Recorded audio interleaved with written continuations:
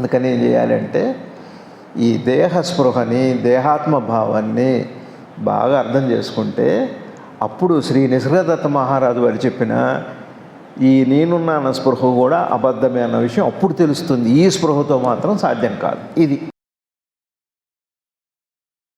అద్భుతమైన పాయింట్స్ ఏంటంటే, ఏం తెలిసింది అంటే, ఇదివరకు తెలియంది ఇప్పుడు ఎందుకు తెలిసింది అంటే, అసలు నాకు ఇది ఎంత కన్ఫ్యూజను, ఎంత ఒక మార్గం ఉంది, ఒక గమ్యం ఉంది, ఒక గమనం ఉంది, ఇంత ప్రయాణం ఉంది, వాడు చేరాడు, నేను చేరలేదు, నేను చేరతాను, దీని విధానం ఇది ఎందుకు వస్తున్నాయి అంటే, మొట్టమొదట నువ్వు ఉన్నట్టు నీకు తెలుస్తుంది చూసావా, ఆ మూల కారణమే ఇదంతటికీ కారణం.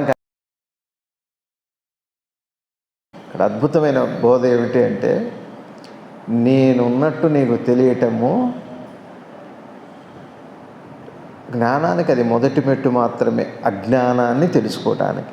అసలు నాకింత కన్ఫ్యూజన్కి నేను ఒకడు ఉన్నాడు అని అనిపించడానికి, అసలు నేను ఉన్నట్టు నాకు తెలియటమే అన్న విషయం నాకు ఇదివరకు తెలియదు, ఇప్పుడు తెలిసింది. మీకు అర్థమైందండి? అయితే ఇది తెలిస్తే జ్ఞానం కదండి అని అంటారు. ఇది తెలిస్తే జ్ఞానమే కదండి అని ఇప్పుడు ఏం చేస్తాం? ఆ ఎరుకను తెలుసుకునే ప్రయత్నం చేస్తాం. ఇక్కడ కూడా ఏమన్నారంటే మహారాజు వారు, ఇది అల్టిమేట్ అండి, ఉపనిషత్తుల్లో అయితే చివరి వాక్యం, ఇది కూడా సత్యమైన. ఓం శ్రీ శివానంద గురుభ్యో నమః. శ్రీ ఆంజనేయ పరబ్రహ్మణే నమః. ఆత్మబంధువులు, ఆత్మస్వరూపులైన అందరికీ నమస్కారం. ఓం నమో భగవతే శ్రీ శివానందాయ. శ్రీ నిసర్గదత్త మహారాజు వారి పాదపద్మాలకి ప్రణమిల్లుతూ, శ్రీ నిసర్గదత్త మహారాజు వారితో ధ్యానాలనే పుస్తకంలో 112వ అధ్యాయంలో, బహుశా ఇది 5వ పేర అనుకుంటా, పోయినసారి జ్ఞాని మనసునందు ఎటువంటి ఉద్దేశం ఉండదు అని చెప్పుకున్నాం, అది అయిపోయింది. తర్వాత పేర, ఏదైతే ఇది వరకు తెలియదో అది తెలియబడెను. అసలు ద్వైతమునకు మూలము ఏమి అనగా నీ యొక్క స్వీయ సత్వము, అంటే నీ యొక్క తెలుసుకునే గుణం నీకు అనుభవంలోకి వచ్చిన, నీవు జీవించవలెననే కోరిక నుండి స్వేచ్ఛ నొందితివా, అదే నిజమైన బంధము. అసలు నీ సత్వము యొక్క అనుభవమే అసత్యము. ఇది కొద్దిగా గంభీరమైన విషయం, కొద్దిగా జాగ్రత్తగా విచారణ చేసుకోవాలి మనం.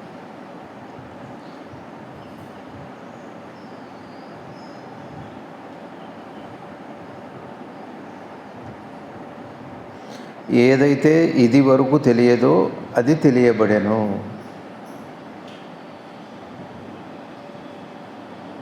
ఏదైతే ఇది వరకు తెలియదో అంటే, ఇది తెలిసిన దగ్గర నుంచి అనుకుందాం. మనకి బుద్ధి తెలిసేంతవరకు, అట్లనే తల్లి గర్భంలో ఉన్నప్పుడు, ఆ తర్వాత జన్మ తీసుకున్నాక మళ్ళీ బుద్ధి తెలిసేంతవరకు మనకి ఏం తెలియదు కదా. నేను తెలియదు, నా గురించి తెలియదు, ఎవరి గురించి కూడా తెలియదు. ఊరికే క్రియ ఉంది, కర్మ ఉంది అంతే. కాబట్టి ఇంకా తర్వాత ఇవన్నీ తెలియబడుతున్నాయి మనకి, మన మనసులో మనం చూసినవి, మన బాహ్యవి అన్నీ ఎరుకలోకి వస్తున్నాయి కదా మనకి. ఏదైతే ఇదివరకు తెలియదో అది తెలియబడెను. ఎందుకు ఈ మాట వాడుతున్నారు మహారాజు? ఏదైతే ఇదివరకు తెలియదో అది తెలియబడెను. ఇక్కడ మనం ఏమనుకుంటామంటే, ఏదైతే ఇదివరకు తెలియదో అది తెలియబడెను అంటే మనకి జ్ఞానం కాలేదు కదా, మరి ఇప్పుడు తెలియబడిందని ఎట్లా అంటాం? ఇదివరకు తెలియలేదు, ఇప్పుడు తెలిసిందా? ఇప్పటికీ తెలియలేదు కదా అన్న అనుమానం ఉంటుంది. అది కాదు. అసలు తెలియబడటం అనే కార్యక్రమం ఎప్పుడు మొదలైంది మనకి అని చూసుకోవాలి. అసలు తెలుసుకోవటం అనే లక్షణం ఎప్పటి నుంచి మొదలైందని తెలుసుకోవాలి. ఎప్పటి నుంచి మొదలైంది చెప్పండి? మీరు అమ్మాయి అని మనకు ఎప్పుడు తెలిసింది? అబ్బాయి అని ఎప్పుడు తెలిసింది? నేను ఫలానాని బుద్ధి వచ్చాక తెలిసింది. అది ఏదైతే ఇదివరకు తెలియదు అది ఇదివరకు తెలుసా మనకి? ఇంకా కొద్దిగా ముందుకు వెళ్తే తల్లి కడుపులో 9 నెలలు ఉన్నాం. 9 నెలల్లో మరి శరీరం అన్ని అంగాలు, మరి అన్నీ కార్యక్రమాలన్నీ ఉన్నాయి లోపల, మరి ఏం తెలియదే. ఆకలి తెలియదు, అమ్మ ఎవరో తెలియదు, నేనెవరో తెలియదు, నేను పుడతానని తెలియదు, పుట్టాలని ఏమీ తెలియదు. అలా బయటకు వచ్చాం. తెలిసినప్పటి నుంచి తెలిసింది. ఇట్లా ఏదైతే ఇదివరకు తెలియదో అది తెలియబడ్డను అంటే తెలిసినప్పటి నుంచి తెలిసింది. అట్లా అంటూ ఏదైతే ఇదివరకు తెలియదో అది తెలియబడింది. ఎందుకు ఈ మాట అంటున్నారంటే, ఇదివరకు తెలియలేదు, ఇప్పుడు తెలిసింది. ఇప్పుడు తెలిసిందాన్ని తెలుసుకోవటం వల్ల నువ్వు ఏదైతే తెలుసుకోవాలి అది తెలియలేదని అంటున్నావో అది తెలుస్తుంది. అది అందుకని ఈ మాట వాడారు మహారాజు. అర్థమవుతుందండి?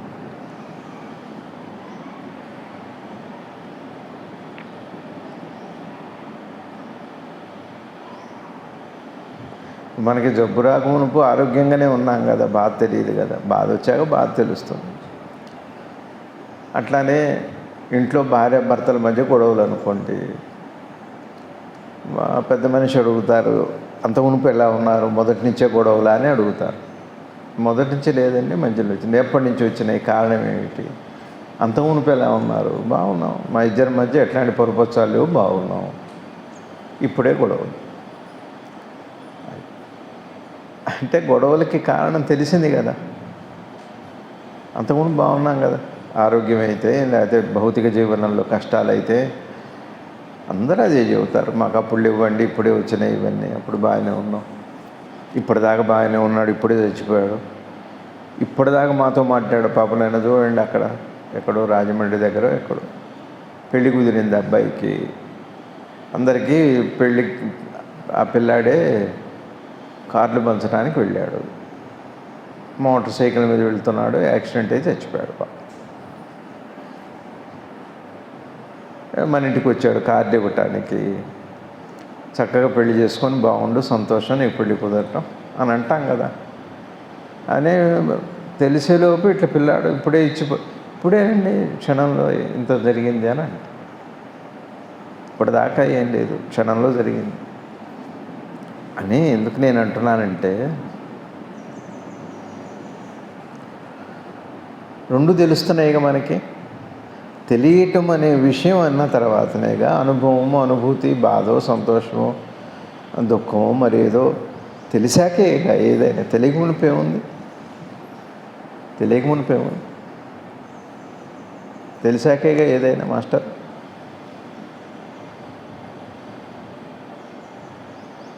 ఏ ఫీలింగ్ అయినా, ఏ ఎమోషన్ అయినా తెలిసాకేగా. తెలియకమునిపేముంది? అది ఇక్కడే ఉంది రహస్యం అంతా జ్ఞానంలో. తెలియకమునుపు ఏముందో తెలిసాక ఉన్నది తెలిస్తే, తెలియకముందు ఏముందో కొంచెం గమనించే అవకాశం ఉంది. నీకు అర్థమవుతుంది? అది మనం అంటుంటాం, అప్పట్లో రోజులు ఎంత బాగున్నాయో అంటాం. ఆ రోజులు బాగున్నాయని అన్నా, ఇప్పుడు రోజులు బాగాలేవని అంటున్నారు, అప్పుడు బాగున్నాయని అంటున్నారు కదా. దాన్ని గమనిస్తున్నారు కదా. ఎందుకు బాగున్నాయని అన్నామనుకోండి, అంటే అన్నీ ఉన్నాయండి, మాకు డబ్బులు ఉన్నాయి, అన్నీ చక్కగా అందరూ ఆదరణ ఉంది, వచ్చేవాళ్ళు పోయేవాళ్ళు, ప్రేమ పడేవాళ్ళు అని అంటాం మనం. దీనికి ఆపాదిస్తున్నాం కానీ, అంటే నిశ్చింత వల్ల, పరిస్థితుల వల్ల అట్లా ఉన్నామని అంటున్నాం కానీ, మనస్థితి ఏమిటో చూడట్లే, పరిస్థితి చూస్తున్నాం మనం. మనస్థితి చూడట్లే, మనస్థితి చూడట్లేదు. కాబట్టి పరిస్థితి చూడటం కూడా అక్కడి నుంచే పుట్టాలి. కాబట్టి ఏదైతే ఇదివరకు తెలియదో అది తెలియబడిను. ఇక్కడ జ్ఞానం గురించి తీసుకోకూడదు. మనం ఏం చేస్తామంటే, ఇదివరకు తెలియదు, ఇప్పుడు తెలిసిపోయింది ఆ జ్ఞానం. అది కాదు, ఇంకా అప్పటిదాకా రాలే అక్కడికి. చూడండి, అసలు ద్వైతమునకు మూలము ఏమి అనగా చెబుతున్నారు మహారాజు వారు. ద్వైతానికి, రెండు అన్న భావానికి కారణం ఏంటి? నీ యొక్క స్వీయ సత్వము నీకు అనుభవంలోకి వచ్చెను. నీ యొక్క స్వీయ సత్వము,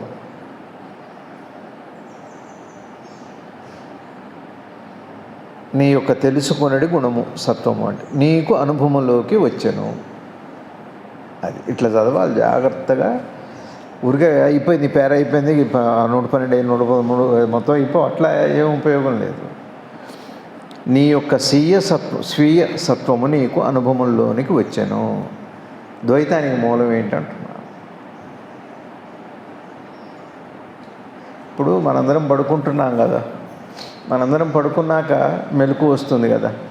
మెలకు వచ్చాక మనకు తెలిసేది ఏంటి చెప్పండి? నేను లేచాను అంటున్నాం కదా, దేంతో అంటున్నాం? ఇగో స్వీయతత్వం, స్వీయ సత్వము. స్వీయ సత్వము అంటే రెండు మాటలు ఉన్నాయి. ఒకటేమో ఎరుకే సత్వగుణం, లేదా నేనున్నా భావన.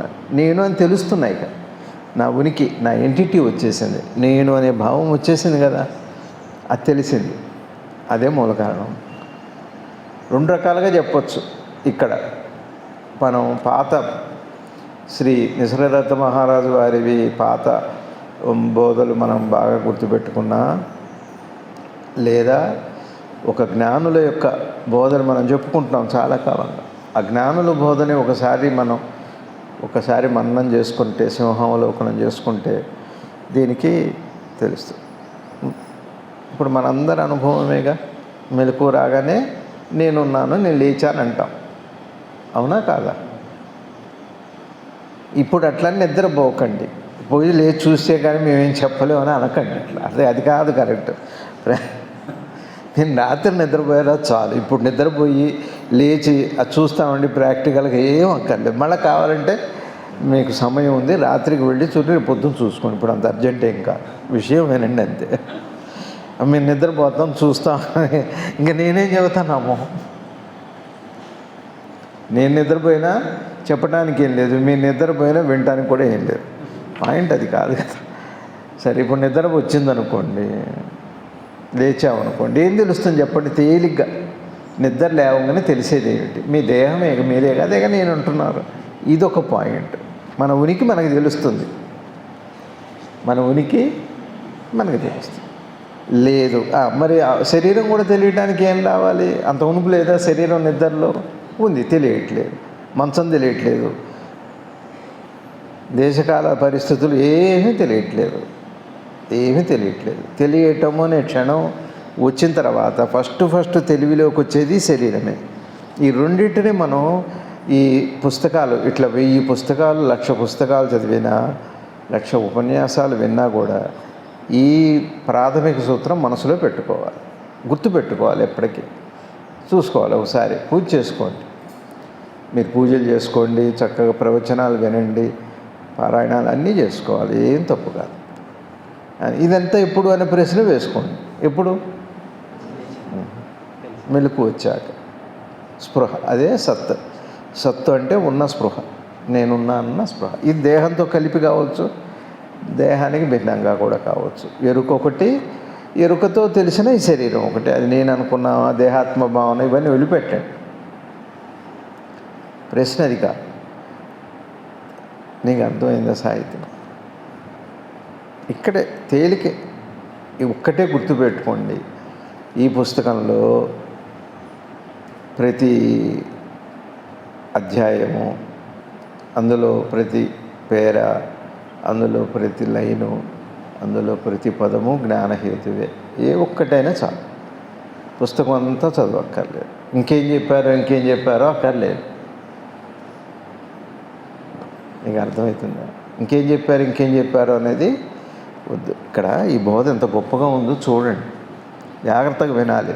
మీరు ఊరికే తొందరగా అయిపోతే బాగుండని పెట్టుకోకూడదు, తొందరగా ముగిస్తే బాగుండని. ముగించక ఏం చేస్తాను? ఉంటారా ఏంటి? మీరు ఉంటారా? నేను శాశ్వతం. చూడండి, మనకు మెలకు రాగానే ఏం తెలుస్తుంది? మెలకు రాగానే ఏం తెలుస్తుంది? ఏం తెలుస్తుంది అంటే ఏమేం తెలుస్తాయి? ఏం తెలుస్తుంది? ఏం చెబుతారు? ఎక్కడున్నారో తెలుస్తుంది, మీరెవరో తెలుస్తుంది, మీ శరీరం ఇవన్నీ మీరు అనే ఒక వ్యక్తిత్వ భావన వస్తుంది మెలకు వచ్చాక. అర్థమైందా మీకు? అర్థమైందా? ఇవి వినండి, జాగ్రత్తగా వినండి. నీ యొక్క స్వీయ సత్వము నీకు అనుభవంలోకి వచ్చిందా లేదా? అనుభవంలోకి ఎవరిని చెబుతున్నారా? ఇప్పుడు నువ్వు లేచావు, నువ్వు శరీరము, నీ పేరు ఫలానా, నువ్వు ఇక్కడ తిరుపతి, ఎవరైనా చెబుతున్నారండి? చిన్నపిల్లలు అయితే చెబుతారు, నాన్న మనం దేవుడి గుడికి వచ్చాం, జేజీ దగ్గరికి వచ్చాం, తొందరగా వెళ్ళాలి, మళ్ళీ తలుపులు ఏవో చెబుతారు, వాళ్ళని ఆశ పెడతారు, అక్కడ హోటల్ మూసేస్తారు, ఐస్ క్రీమ్ అయిపోతుందంటే వచ్చేస్తారు. ఏవో అవి వేరు. మళ్ళీ వాడున్నట్టు వాడికి ఏం కావాలో మనం చెబుతాం, వాడిని ఉత్తేజపరుస్తాం. ఇవన్నీ అట్లాంటివే బయటవన్నీ. వాడెవరు వాడిని గుర్తు చేయక్కర్లేదు, వాడికి వాడే స్మరణలోకి వస్తుంది. అయిందా? ఈ జాగ్రత్తగా వినండి సబ్జెక్టు. నీ స్వీయ సత్వము నీకు అనుభవంలోకి వచ్చినా రాలేదా? వచ్చిందా? ఎప్పుడు? మెలకు రాగానే. ఎప్పుడు మెలకు రాగానే? ఎప్పుడు మెలకు వచ్చినా రోజు అనుభవమే కదా, నా అనుభవం అది. మెలకు ఎప్పుడు వస్తే అప్పుడు అట్టనే ఉంది. కదా మెలకు రావటం, నాకు నేను తెలియటం, నాకు అన్నీ తెలియటం, అంతే కదా. నీకు అర్థం అవుతుందా?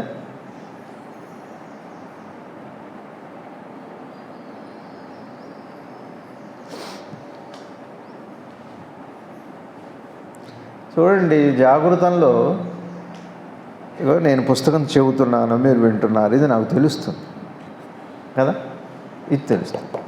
ఏ పని చేస్తున్నా ఆ పని నాకు తెలుస్తుంది. తెలియదా నాన్న? తెలుస్తుంది. తెలియదా? తెలుస్తుంది. మీకు నిద్ర వస్తున్నట్టు తెలుస్తుందే? తెలియదు, తెలుస్తుంది.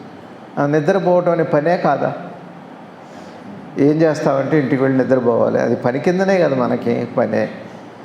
మరి నిద్ర కూడా పోతున్నట్టు తెలియాలిగా, తెలుస్తుందా? నిద్ర పోవాలని మాత్రమే తెలుస్తుంది, వస్తున్నట్టు తెలుస్తుంది, కానీ పోతున్నట్టు తెలియదు. నిద్రపోతున్నట్టు నిద్రకు కూడా తెలియదు, అదే మెలకువ అంటే. నిద్రపోతున్నట్టు నిద్రకి తెలియదు, అంటే మనం నిద్రపోతున్నట్టు. అట్టనే నిద్ర అయిపోయి మెలకు వచ్చేది కూడా నిద్రపోతున్నట్టు, అది మనకి తెలియదు. మీకు అర్థమవుతుందా? ఏ పని చేసినా జాగృతంలో, స్వప్నంలో కూడా మీకు తెలుస్తుంది. అది మీకు రెండు తెలుస్తాయి. మీ ఎదురుగా ఏముందో మీకు తెలుస్తుందని జాగృతంలో, కాదా? వంట చేస్తున్నా, బట్ట కట్టుకుంటున్నా, ప్రయాణం చేస్తున్నా, ఏ పని చేసినా కూడా తెలుస్తాయి. ఒక మాట చెబుతున్నాను చూడండి, మనకి కళలు వచ్చినాయి. కళల్లో సంగీతం, నాట్యం, ఇట్లాంటి ఇత్యాది కళలన్నీ ఉన్నాయి.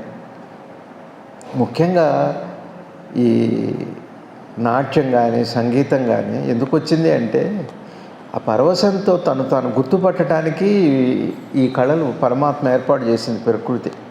సంగీతంలో ఒకప్పుడు త్యాగరాజుల వారు, అన్నమయ్య, రామదాస్ గారు, ఇట్లా గొప్ప వాళ్ళు. అట్లనే ఇప్పటికీ కూడా ఈ మధ్యకాలంలో కూడా గొప్పవారు ఆ తాదాత్మ్యం చెంది పాడుకొని వాళ్ళ జన్మ తరింపజేసుకున్నారు.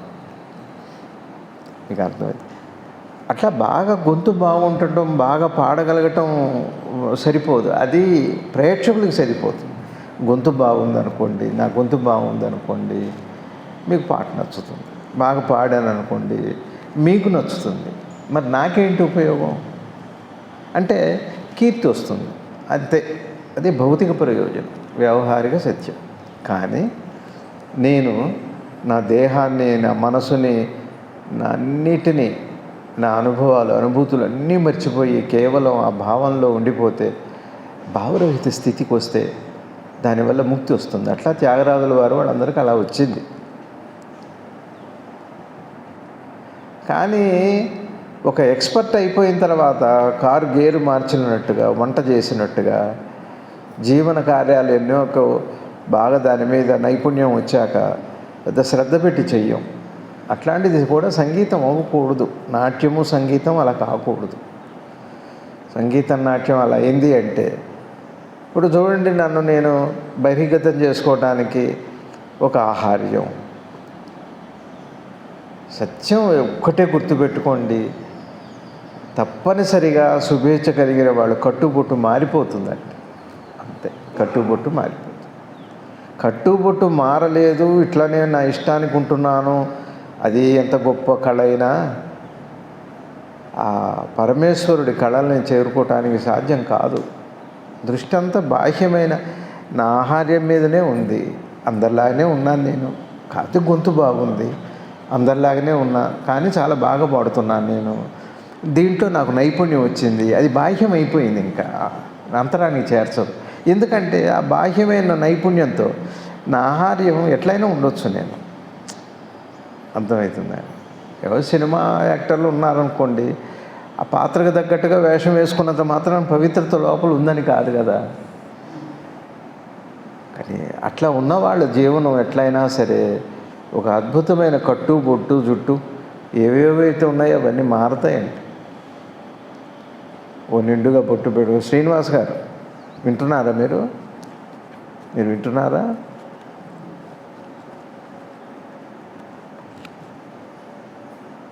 వారిని చూడకండి, మీరు నన్ను చూడాలి. వారిని చూస్తే మారిపోతుంది. ఏ బట్ట కట్టుకుంటే ఆ రంగు బొట్టు పెట్టుకోవటం పెద్ద విశేషంగా. ఈ బట్టకి ఆ బొట్టుకి ఏంటి సంబంధం? ఆ బొట్టు ఉద్దేశం ఏమిటి అసలు? చూశాను నేను. విమర్శ కాదు కానీ ఏమో బాధ అనిపిస్తుంది. చక్కగా మంచిగా కుంకుమ బొట్టు పెట్టుకుంటే ఎంత బాగుంటుంది. ఏ రంగుకి ఊసరి వెళ్ళి కూడా ఏ చెట్లో ఏ రంగులో ఉంటే ఆ రంగు. అది కాదు కదా పెద్ద ప్రయోజనం. నీ దృష్టి ఎట్టుంది? నా జ్ఞానం కావాలి, నాకు పరమాత్మే కావాలి అనుకుంటే అంటే ఇది పెట్టుకుంటే సరిపోతుందా, లేకపోతే రాదు? అది కాదు. కానీ నువ్వు పెట్టుకోపోయినా పర్లేదు, పెట్టుకున్నా పర్లేదు, ఏదైనా. ఎందుకు? ఈ ప్రశ్న వేసుకోవాలి మనం. తప్పు ఒప్పులు ఏం లేవు. పెట్టుకోపోయినా తప్పు లేదు. బొట్టు పెట్టుకున్నది ఏం గొప్ప విషయం కాదు. అది కాదు పాయింట్. పెట్టుకుంటే ఏదైనా నేను టిక్కీనే పెట్టుకుంటున్నా ఎందుకు?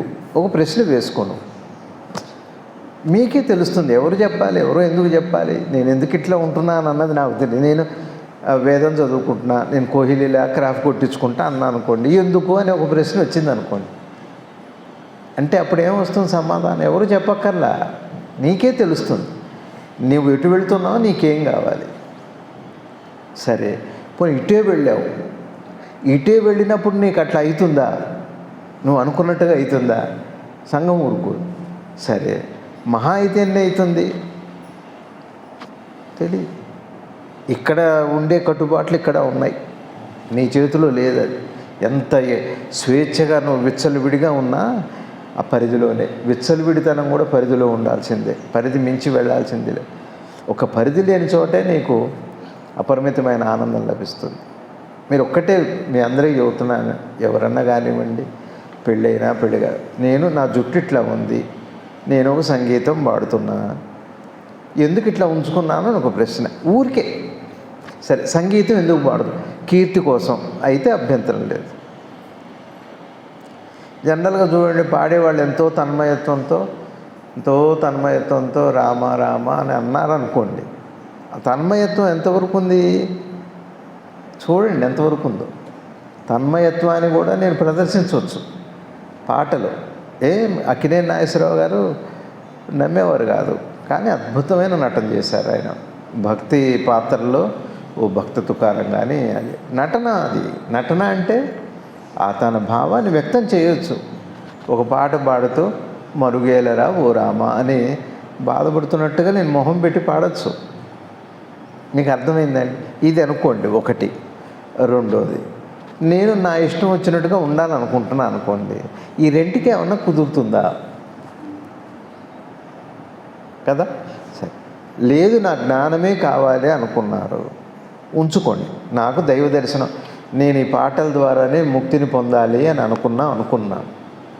నాకు పాటలు వచ్చు, నాకు నాట్యం వచ్చు, నాకు మరేదో వచ్చు, అట్లా ఉంచుకోండి, తప్పు కాదు. నా ఆహార్యం దగ్గరకు వద్దాం. వచ్చాక నేను ఇట్లా ఉంటున్నా, నా బొట్టు నా కట్టు ఇట్లా ఉంది, తప్పు కాదు. మీకు అర్థమవుతుంది. విమర్శిస్తున్నానా? నేను విమర్శించట్లేదు, మీరు బాగా అర్థం చేసుకోవాలి. ఉంది ఒకటి, నా లోపలేమో ఈ సంగీతం ద్వారానో లేదో నాకేదో భక్తి ద్వారానో సత్యాన్ని తెలుసుకోవాలి. ఇది ఇట్లా పెట్టుకోండి. ఇక్కడికి యువతలకు ఒక క్లాసులో ఫస్ట్ వచ్చేవాడికి తన ఆహార్యానికి ఏమన్నా సంబంధం ఉంటుందా? క్లియర్గా లాజిక్ అంతే. ఒక స్కూల్ ఫస్ట్ వచ్చేవాడు, ఒక స్టేట్ ఫస్ట్ వచ్చేవాడికి ఆహార్యానికి ఏం సంబంధం లేదు. ఇప్పుడు ఆహార్యాన్ని ప్రశ్నించండి, ఎందుకు ఇట్లా అని అడగండి. ఏం వస్తుందో సమాధానం మీకే తెలియాలి. అది భక్తుడే కావచ్చు, యోగమే కావచ్చు, ఆరాధనే కావచ్చు, విగ్రహారాధన కూడా కావచ్చు, పారాయణమే కావచ్చు, సామూహిక భజనే కావచ్చు, నీ మనసు ఏం కోరుతుందో ఒక్కసారి ప్రశ్నించుకోండి, ఏం తప్పుగా.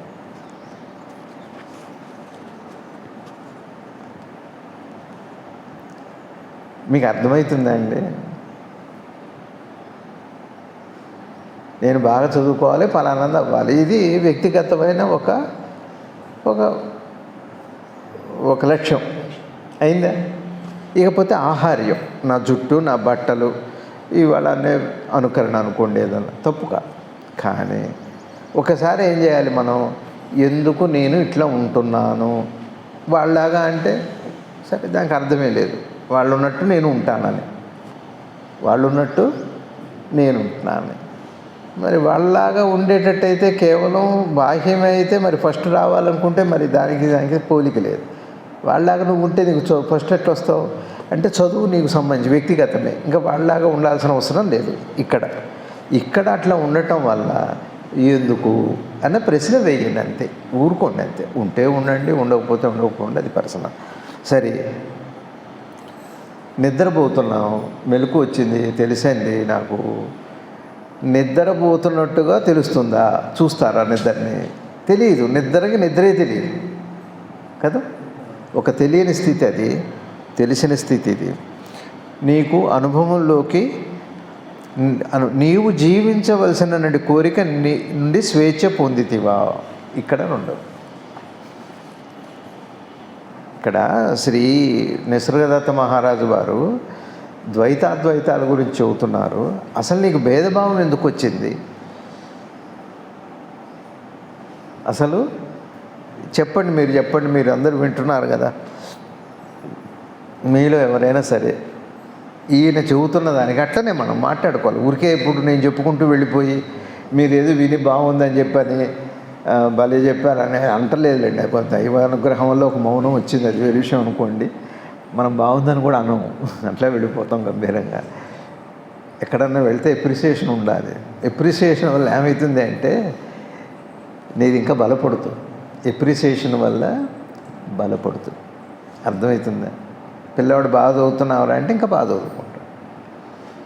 ఎప్రిసియేషనే లేదనుకోండి, అంత అలవాటు అయిపోయింది. అమ్మ చేసినా అంతే, భార్య చేసినా అంతే, ఎవరు ఏం చేసినా అంత కృతజ్ఞత. కానీ దాని గురించి ఒక పొగడ్తలు అక్కర్లేదు.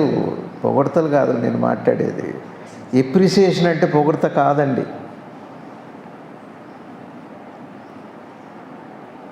ఉద్ధరించేస్తుంది నేను ఆ లక్షణం. సరే, బాగానే ఉంది, కానివ్వండి. మీకు జాగ్రత్తగా వినండి. ప్రశ్న, ఏదైతే ఇదివరకు తెలియదో అది తెలియబడెను. అసలు ద్వైతమునకు మూలము ఏమి అనగా అది నీ యొక్క స్వీయ సత్వము నీకు అనుభవంలోకి వచ్చెను. తెలుసుకుని గుణం అని, మెలకు అనండి, ఎరుకనండి, నీ దేహం ఏదో ఒకటి తెలిసిందా తెలియలేదా, ఇది నీవు అనుభవంలోకి వచ్చెను. అసలు ద్వైతమునకు మూలము ఏమి అనగా ఇది. నీకు అర్థమవుతుందా? ద్వైతమునకు, ద్వైతము అంటే అర్థం ఏంటి? నేను అది, నువ్వు నేను, దైవము నేను, నా సాధన, నా గమ్యము, నా గమనము, ఇవన్నీ ద్వైతమే. ద్వైతం అంటే అర్థమైందా? నువ్వు అదేనంటే సింపుల్గా నువ్వు అంతే.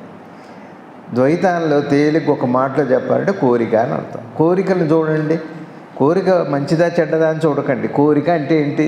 రెండని కదా, సింపుల్. దీనికి ఈ మాట ఎందుకు చెప్పారు? మీరు ఎవరు చెప్పినా సరే మీకు మరింత ప్రసాదం ఇవ్వాలి మొత్తం వాళ్ళకి. ఇక్కడ ద్వైతం అన్న మాటకి ఇవి ఎందుకు చెబుతున్నారు ఆలోచించాలండి. ఒట్టిగా నేను చెబుతూ వింటే మీకు సాధన కాదు, అది సత్యం తెలియదు. అయిపోతుంది, అరగంట అయిపోయింది అప్పుడే. ఎవరైనా చెప్పవచ్చు. ఆత్మమూలాన్ని మూలాన్ని అది అసలు ఆ మాట లేదుగా ఇక్కడ. ద్వైతము అద్వైతం అన్న మాట ఎందుకు వచ్చింది? తెలుస్తుంది కాబట్టి రెండోది తెలియడం మొదలైంది. తెలుస్తుంది అంటే రెండోది వచ్చింది. అయితే ఏంటి మీరు చెప్పదలుచుకుంది ఏంటి? మీకు తెలియటం వల్ల రెండోది వచ్చింది.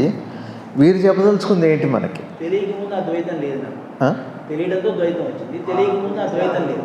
తెలియకపోతే అద్వైతం అవుతుంది. అయితే ఆ? ఆ? అక్కడి నుంచి ఆలోచనలు వస్తున్నాయి. ఆలోచనలు వస్తున్నాయి. అది సరే. వీరు చెప్పేది ఏమిటి? నిసర్గదత్త మహారాజు మనకి చెబుతున్నది ఏంటి? మనకి ఏమిటి లాభం దీనివల్ల? ఇప్పుడు మనందరికి ఎవరికి తెలియదు ఇది? మెలకు వచ్చాక ఆలోచనలు వస్తున్నాయి. ఆలోచనలు రావాలంటే మెలకు రావాలి, మెలకు లేకపోతే ఆలోచనలు రావు, మెలకు లేకపోతే నిద్రే, అది నిద్ర అంటే ఆలోచన లేకపోవటం, మెలకు అంటేనేమో ఆలోచనలు ఇది అంతా ఎక్స్ప్లెనేషన్ మీరు చెబుతున్నది. నాకు సమాచారం వద్దు. వీరు మనకు అందించే ఇందులో జ్ఞానం ఏంటి? అసలు ఏదైతే ఇదివరకు తెలియదో అది తెలియబడిను అన్నారు. ఏమిటది? అది ఎందుకన్నారు? ఆ మాట ఎందుకన్నారు? అసలు అద్వైతం ఎందుకు వచ్చింది? ఇంకో మాట ఎందుకన్నారు? దానికి కారణం ఏమిటో చెప్పారు. ఎందుకు ఇదంతా చెప్పండి, ఎవరైనా చెప్పండి. మీరు చెబుతారా కన్యా గారు?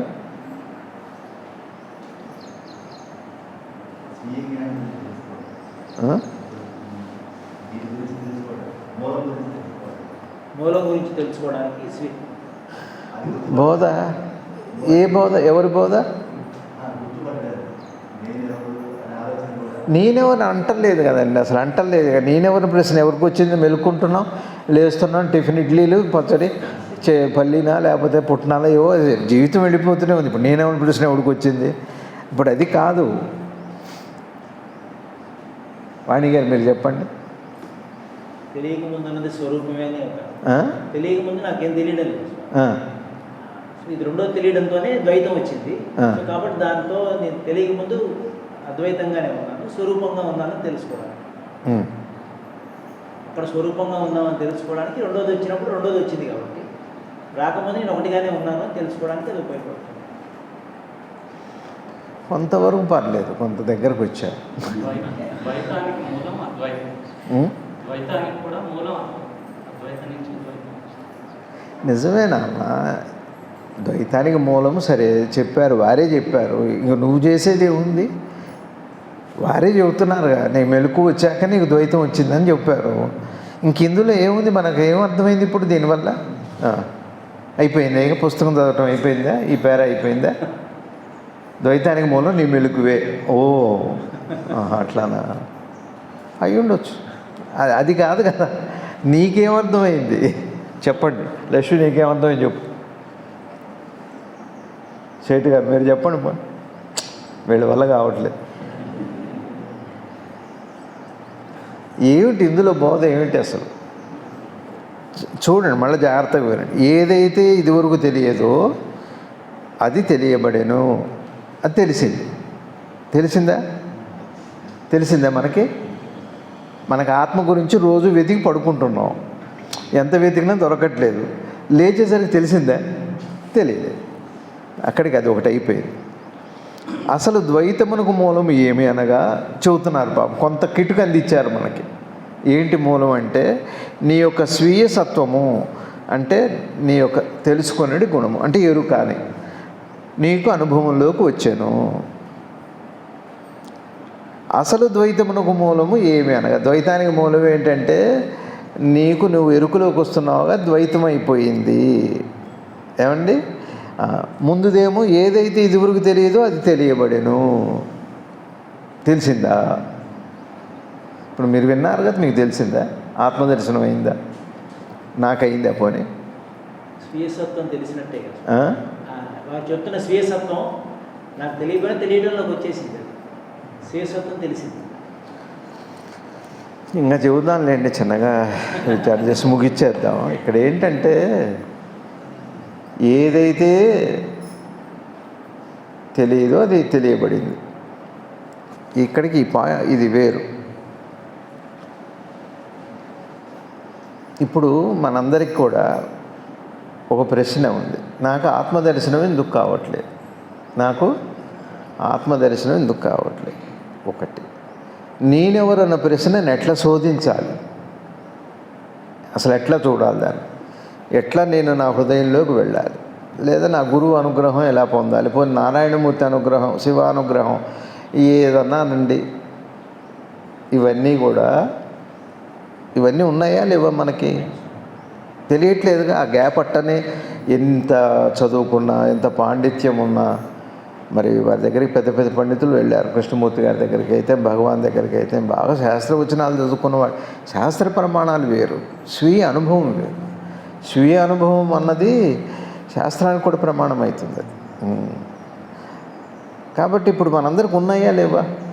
తెలియదు, ఇదివరకు తెలియబడింది, తెలియబడింది, తెలియంది, తెలియబడింది, తెలియంది ఒకటి బాగా పట్టుకోండి. తెలియనిది, తెలియబడింది. చాలా అద్భుతమైన సీక్రెట్ ఉంది ఇక్కడ.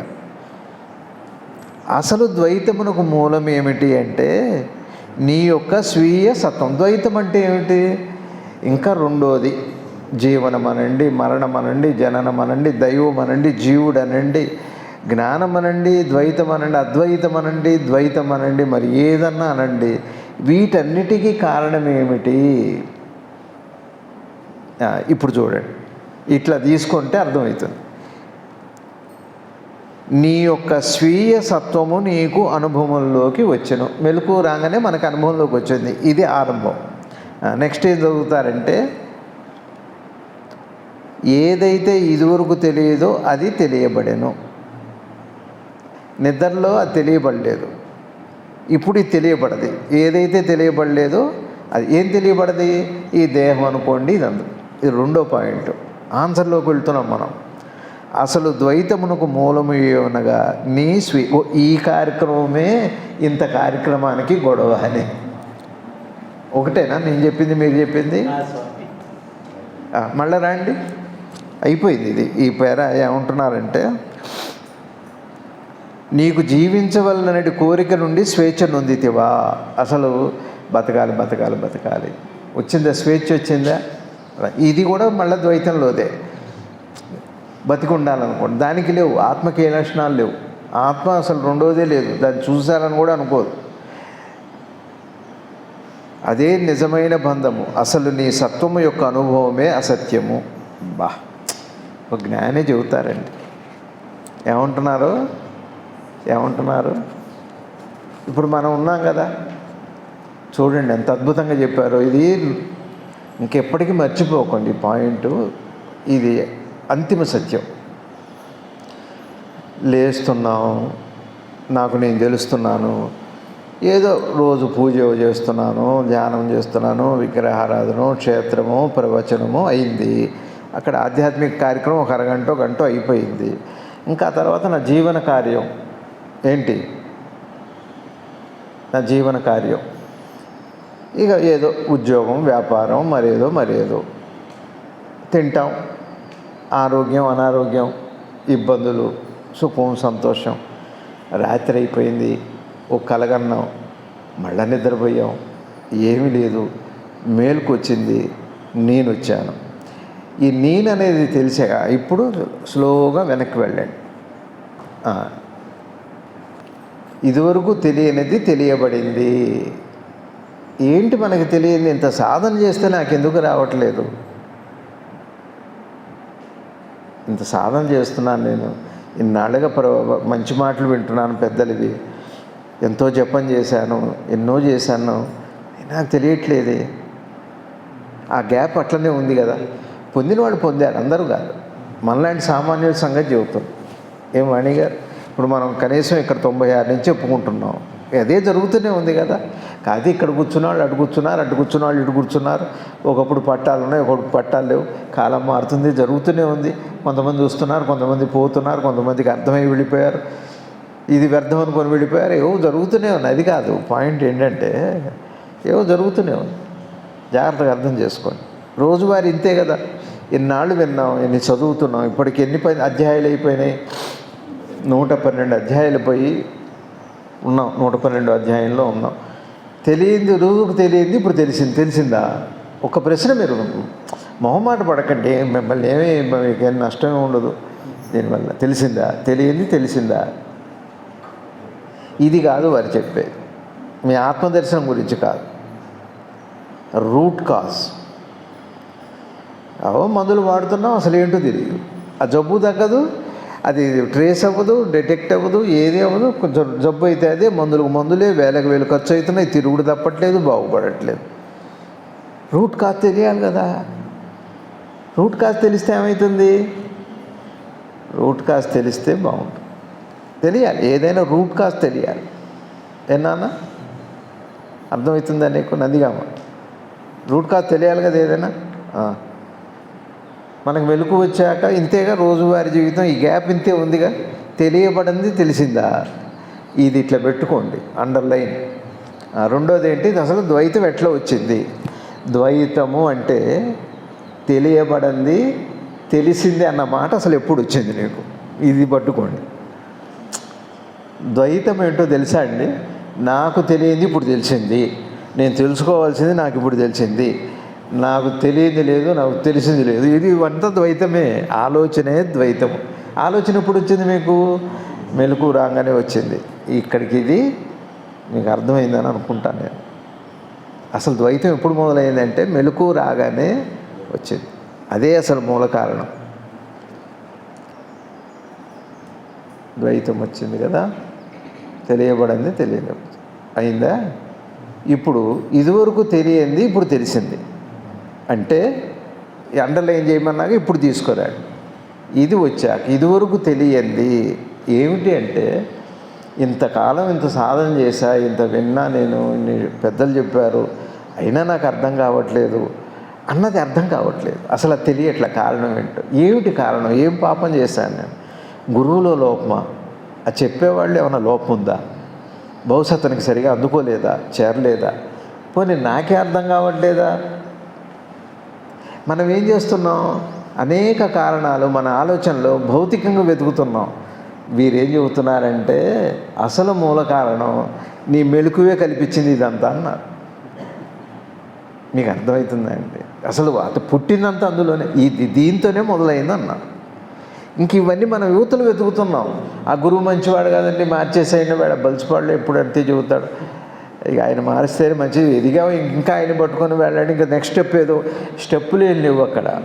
అన్ని స్టెప్పులు ఒక చోటనే ఉన్నాయి. ఫస్ట్ స్టెప్ ఎక్కడ ఉందో అన్ని స్టెప్పులు తయారు చేసింది. అర్జునుడు ఐరావతం దిగి రావటానికి బాణాలతో కట్టాట. మనం బాణాలు కట్టలేండి, కానీ అర్థమైంది. అసలే అర్థం కాక చూస్తుంటే ఏం ఇంకా కనిపించేస్తుంది. ఈ నిసర్గదత్త మహారాజు వారు ఊరుకు మనకేంటి చెప్పండి? ఆదివారం పూట హాయిగా ఏదో టీవీ సీరియల్ చూడకుండా గొడవ ఏంటి అసలు? అసలు అర్థం కాదని ఇక్కడ చిట్టు అని, ఒకసారి ఇట్ అని మెడబడుతుందని, మళ్ళీ ఒకసారి ఇట్ అని, మళ్ళీ ఇట్లా అని, కళ్ళు కొంటే ఏం అర్ధనిమ్లిత నేత్రాలతో చూడాల్సిన అవసరం ఉంది. ఓపెన్గా చక్కగా తేజస్తో చూడవచ్చు. అలా పెట్టి అలా నేనేమనుకోవాలి? ధ్యానం చేస్తున్నాను అనుకోనా, మీకు శ్రద్ధగా వింటున్నాను అనుకోనా, అంతర్ముఖమే అని అనుకోనా, బహిర్ముఖం అవ్వనని ఇష్టం లేదా, నా మౌనం చూడటం ఇష్టం లేదా, అలా పెట్టి ఏం వద్దు, ఎలర్ట్గా ఉండండి ఒక అరగంట. నేను అడిగింది ఏమడిగా?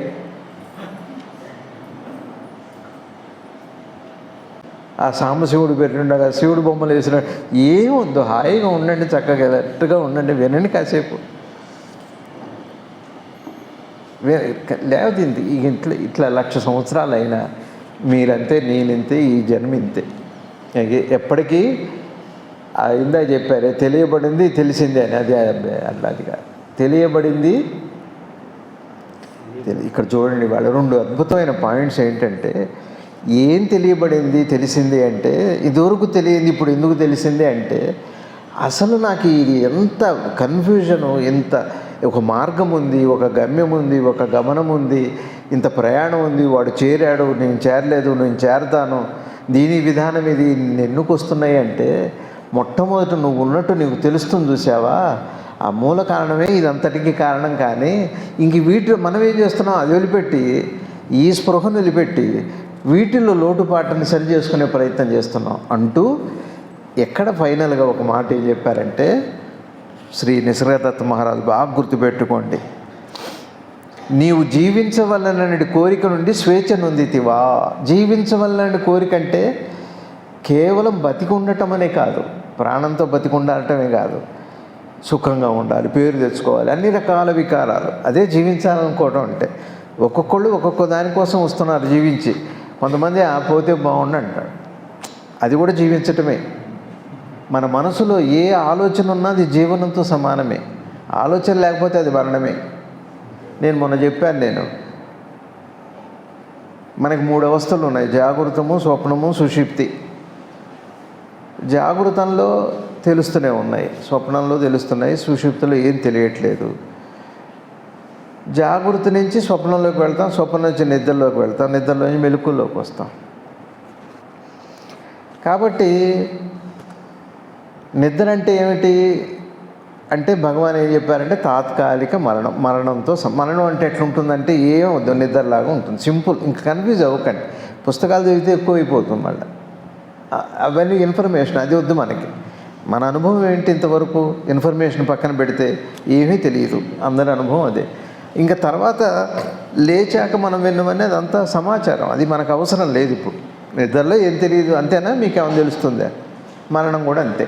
ఇంతవరకు ఇది తీసుకుందాం ముందు. నిద్రలో ఏం తెలియదు.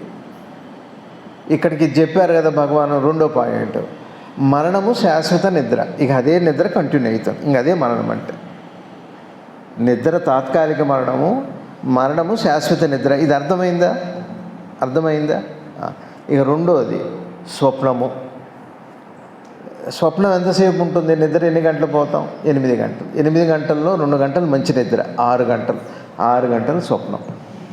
అది తాత్కాలిక స్వప్నం, ఆ పడుకున్న కాసేపు వచ్చే స్వప్నం. ఆ తర్వాత మనకి మెలకు వస్తుంది. ఎన్ని గంటలు లేచుంటున్నాం? 18 గంటలు లేచుంటున్నాం. 18 గంటలు దీర్ఘం కదా దీనికంటే. 8 గంటల కంటే, 2 గంటల కంటే స్వప్నం పెద్దది. స్వప్నం కంటే జాగృతం ఇంకా పెద్దది, నిడివి. ఎన్ని గంటలని కాదు, వాడు పడుకోవటాన్ని బట్టి వాడు 20 గంటలు కూడా నిద్రపోతాడు, అది కాదు పాయింట్. నిడివి, జాగృతం యొక్క నిడివి ఎక్కువ ఉంది మనకి. అయిందా? కాబట్టి భగవాన్ ఏం చెప్పారంటే నిద్ర స్వప్నము తాత్కాలిక స్వల్పకాల స్వప్నం. స్వప్నం ఏంటి అంటే తాత్కాలికంగా వచ్చే ఒక స్వప్నం. ఇక జాగృతం ఏమిటి అంటే దీర్ఘకాల స్వప్నం. జాగృతాన్ని ఏం చేశారో స్వప్నం కింద మార్చారు. జాగృతాన్ని ఇప్పుడు మిస్ అయింది ఏంటి? ఇంకా నిద్ర అయిపోయింది, స్వప్నం మరణం చెప్పారు నిద్రతో, జాగృతం కూడా స్వప్నం అని చెప్పారు, నిద్రనే మరణం అని చెప్పారు. ఇప్పుడు మరి నిద్ర ఉందా లేదా? ఇది స్వప్నమే అయింది, మరి నిద్ర? జాగృతం దీర్ఘకాల స్వప్నం అన్నారు, స్వప్నమేమో స్వల్పకాల స్వప్నం అన్నారు. 2 స్వప్నమే, మరి నిద్ర? 3 ఉండదా? నిద్ర అవస్థలో నిద్ర ఉంది, మరి జాగృతంలో, మరి స్వప్నంలో లేదా నిద్ర? నిద్ర జ్ఞానమే. మరణము అంటే ఏ ఆలోచన లేని స్థితి.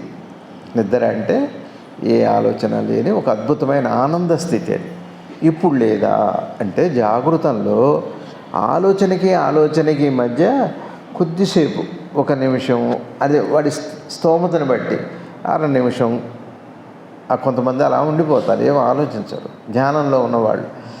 అది నిద్రే. జాగృత్ భగవాన్ ఏం చెప్పారు దాన్ని? సుషుప్తి. ఇంత అద్భుతంగా ఉంది. ఒక ఆలోచనకి మధ్య ఉండే నిడివి ఎక్కువైతే అది సుషుప్తి. 3 అవస్థలు 3 అవస్థల్లో ఉన్నాయి అంటూ ఇక్కడ చూడండి. మనం ఎక్కడి దాకా వచ్చాం? అయిపోయింది. అసలు నీ సత్వము యొక్క అనుభవమే అసత్యం.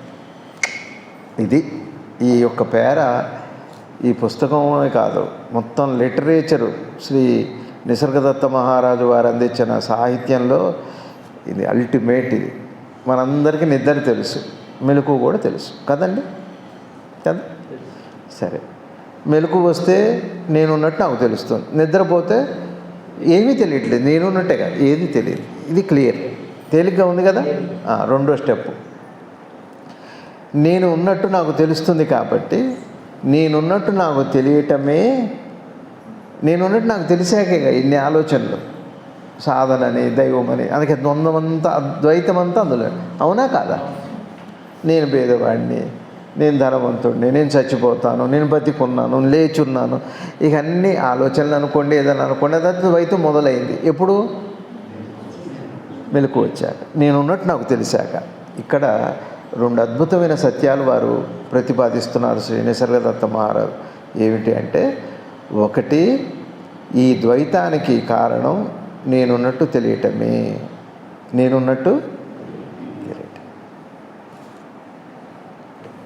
అని అసలు నీ సత్వం యొక్క అనుభవం. ఇది అసత్యం. ఇప్పుడు మనం ఏం చేస్తున్నాం? నేనున్నట్టు నాకు తెలిసింది, జీవిస్తున్నాం. సుఖపడేవాడు సుఖపడుతున్నాడు, కష్టపడేవాడు కష్టపడుతున్నాడు, జీవితాన్ని ఎంజాయ్ చేయాలనేవాడు ఎంజాయ్ చేస్తున్నాడు, సాధన చేసి జ్ఞానం సంపాదించేవాడు సంపాదిస్తున్నాడు. ఏమండి, ఇట్టనే ఉంది కదా. రెండు వర్గాలు, ఆధ్యాత్మికం, ప్రాపంచికం.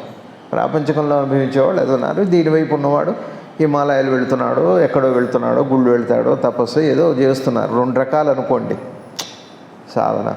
ఓ జీవనం, రెండు ఆధ్యాత్మికం అనుకోండి కదా. రెండేగా ఉంది.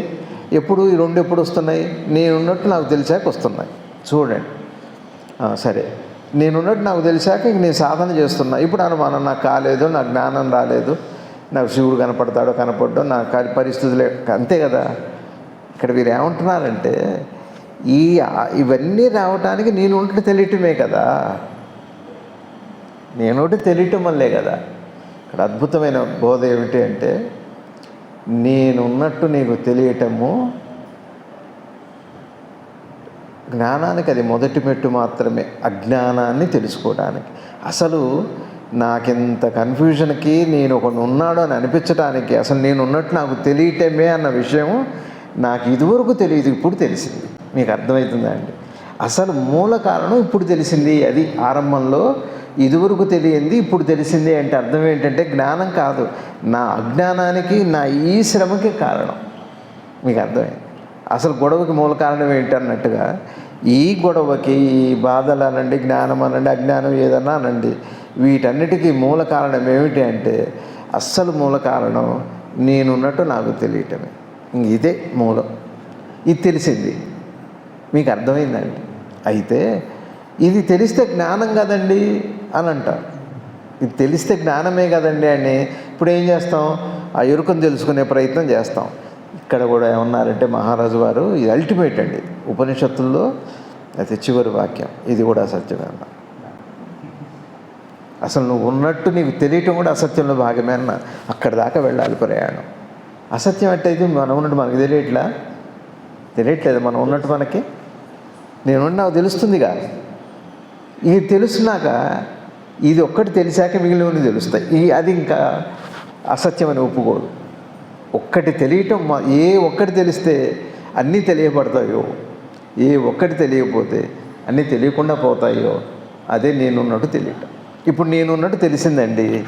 తెలిసాక ఇప్పుడు ఏం చెబుతున్నారు మహారాజు వారు?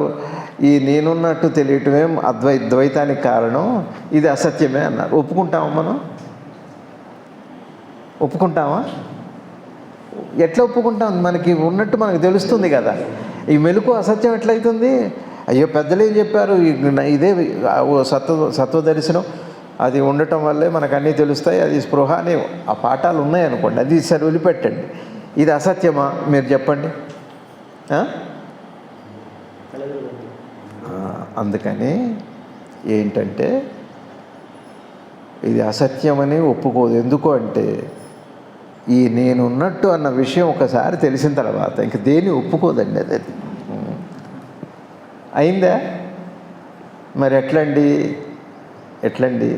దీనికి మార్గం లేదా అంటే, ఈ పెద్దలు చెప్పారు, భగవాన్ చెప్పారు, జ్ఞానులంతా చెప్పారు. కారణం ఏమి అంటే, ఇన్ని అనుమానాలకి మూల కారణం ఏంటి? ఒకటి ఆలోచనని కృష్ణమూర్తి గారు చెబుతారు. ఆలోచనే ఇదంతా చూడాలి. అది రెండోది దేహాత్మ భావన కారణం. అందుకని ఏం చేయాలంటే, ఫస్ట్ మనకి మెలకు రాగానే సత్వదర్శనము అంటే నేనున్నట్టు దేనివల్ల తెలుస్తుంది? దేహం వల్ల తెలుస్తుంది.